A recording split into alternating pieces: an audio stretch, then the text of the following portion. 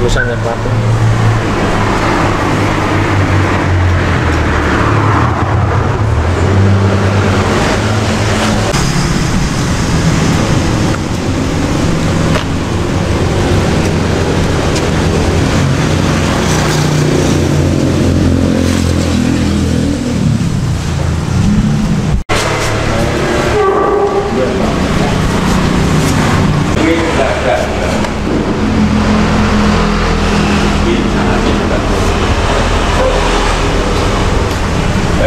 Sudah belum?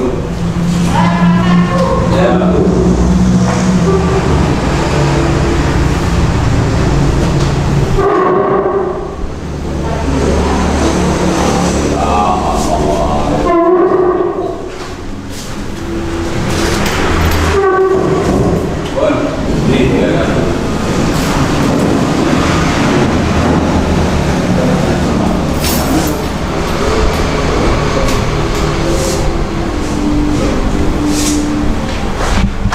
Gimana belum? Jumat, tapi mas di apa namanya digilir, tiket itu juga digilir. Ya, bulan ini pas giliran saya dan ini Pak Trasno, dari Sutrasno ini Pak Ketua DPC.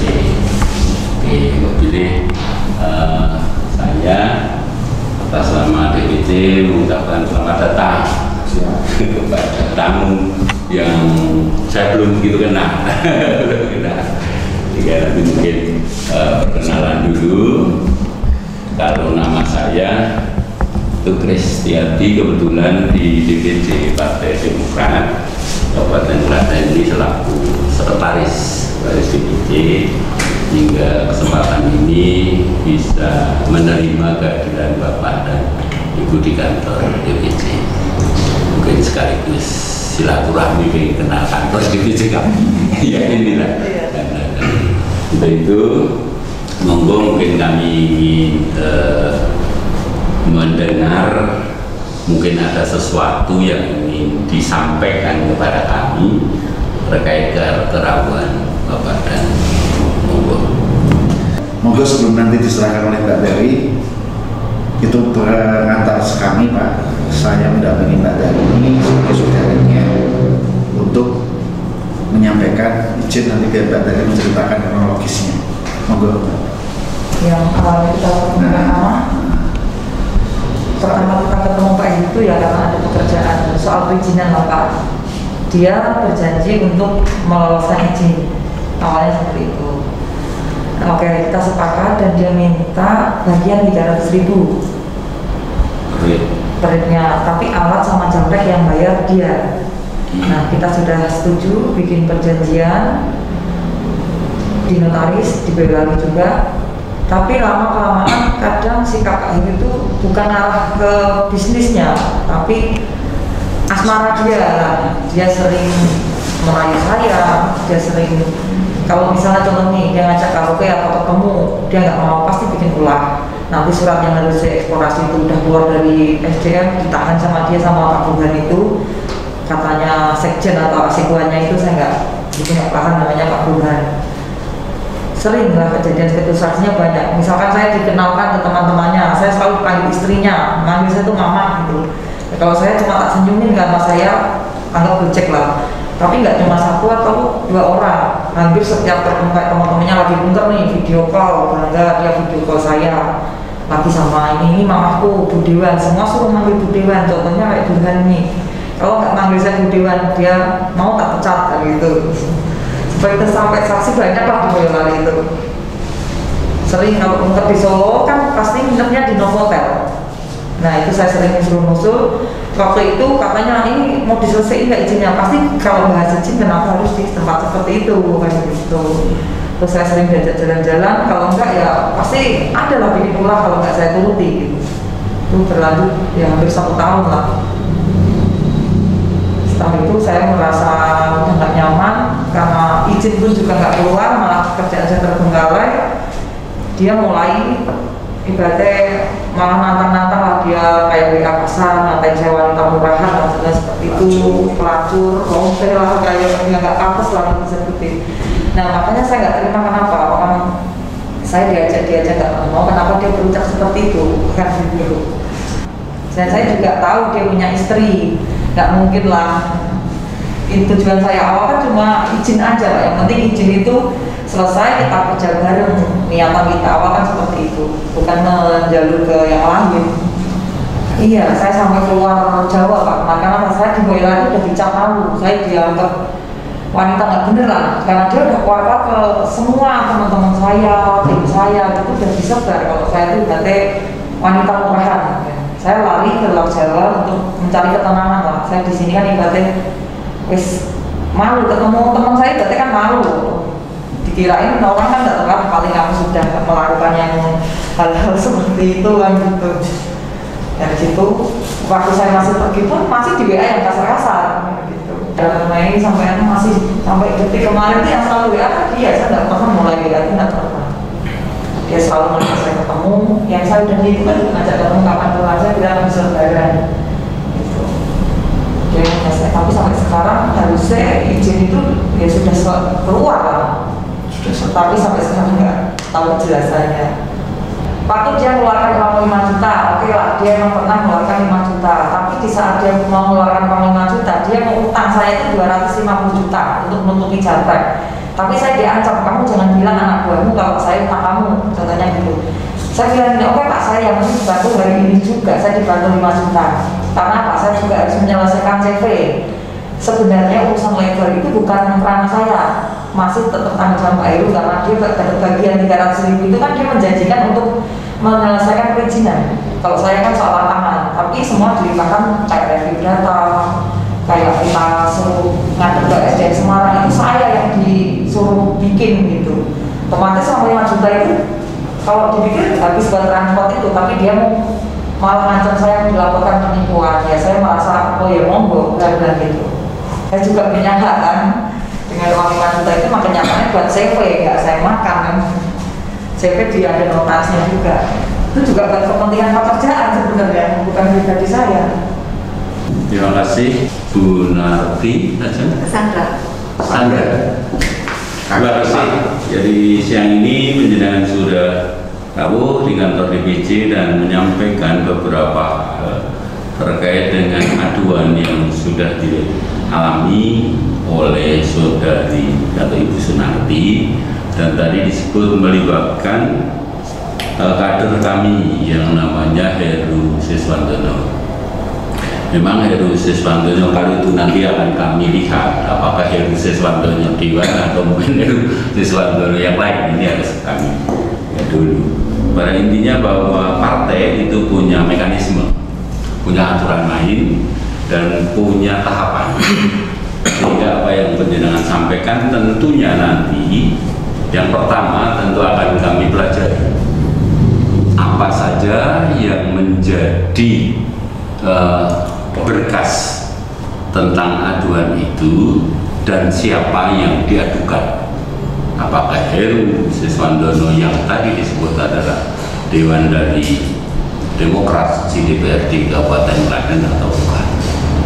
Nah, saya harus sampaikan bahwa di aturan partai punya kewajiban untuk membela kader apabila dia benar, dan akan memberikan sanksi apabila kader itu betul-betul salah.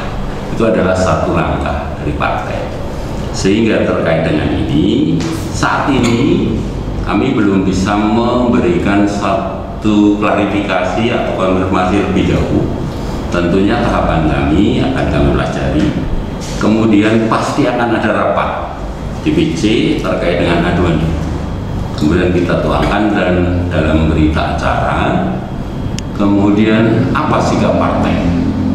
Tentu tahapannya menurut saya, namun nanti tentu ini menjadi pembahasan kami di DPC, pasti akan melakukan klarifikasi kepada yang mengadu, klarifikasi kepada yang diadu, sehingga jelas tahapannya jelas, sehingga nanti keputusan dari partai, rekomendasi apa yang akan kami keluarkan terkait dengan berkas itu. Karena terus terang di dalam ADRT yang punya kewenangan memberikan sanksi sampai ke final itu adalah di DPP partai.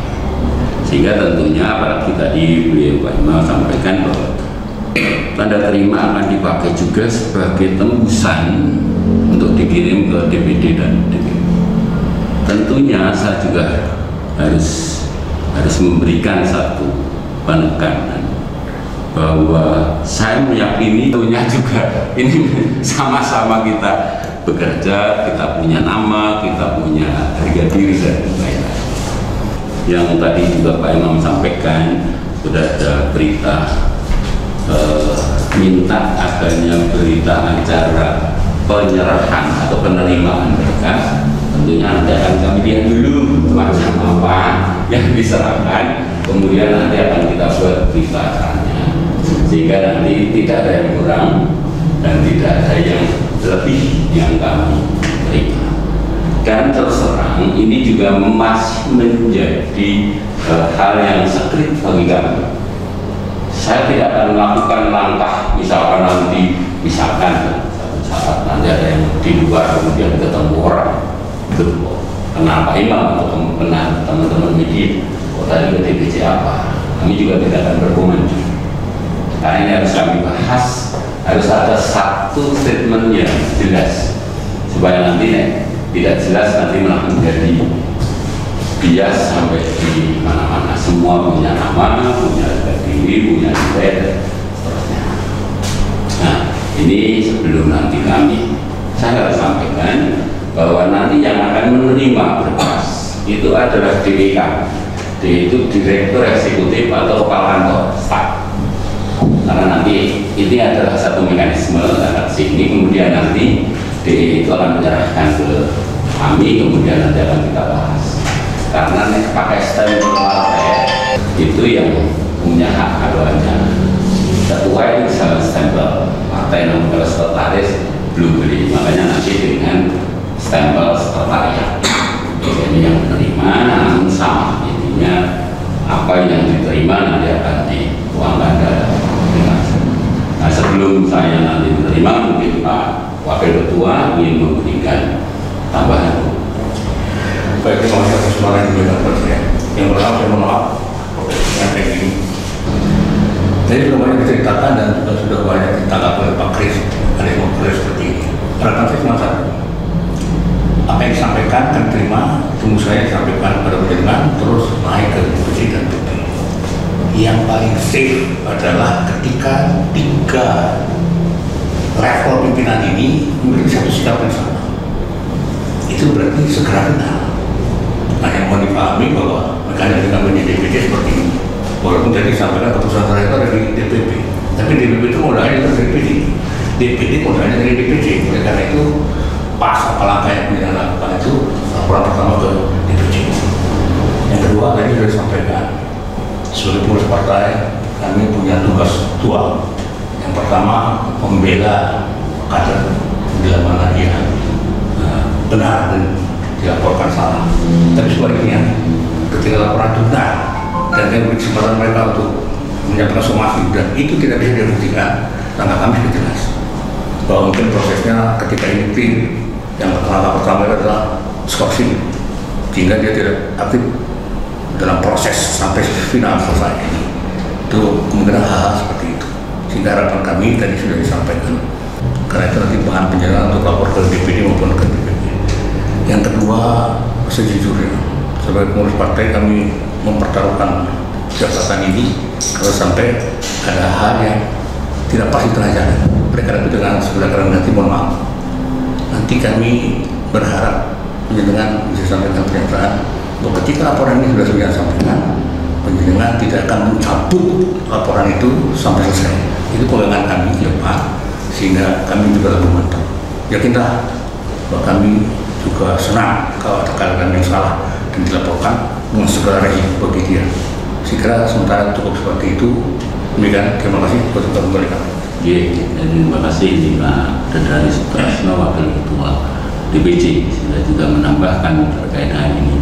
Jadi yang terakhir saya sampaikan, saya ikut prihatin dengan kondisi aduan panjenengan Dan saya tadi sudah sampaikan, kalau benar berarti juga ada follow up, kalau tidak benar juga harus ada penyikapan dari partai. Kemudian yang kedua, saya harus sampaikan bahwa tadi disinggung oleh Pak Rasno, bahwa apa yang penjenengan adukan ke kami ini kan menjadi dokumen partai, sehingga saya berharap betul dan beranggapan bahwa itu benar, sehingga saya berharap, karena ini nanti tentu akan kita follow up sesuai dengan mekanisme, Bu Narti tidak mencabut apa yang penjenengan adu. Nanti kita bahas sudah sampai ke ranah rekomendasi kemudian dicabut, bahwa ini juga pertaruhan kami. Pernyataan. Nanti harus ada pernyataan yang akan kami siapkan, sehingga ini menjadi satu hal yang nyun sewu sinkron kan. Penjenengan saya menerima aduan penjenengan, saya juga meyakini bahwa aduan penjenengan ini benar dan tidak akan dicabut.